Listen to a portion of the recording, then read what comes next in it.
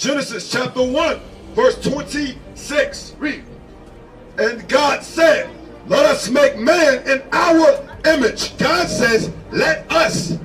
Christ and the angel says, let us make man in our image. You were not made in a white man's image. You are made in God's image. Read. After our likeness. And let them, you know what it means by after our likeness?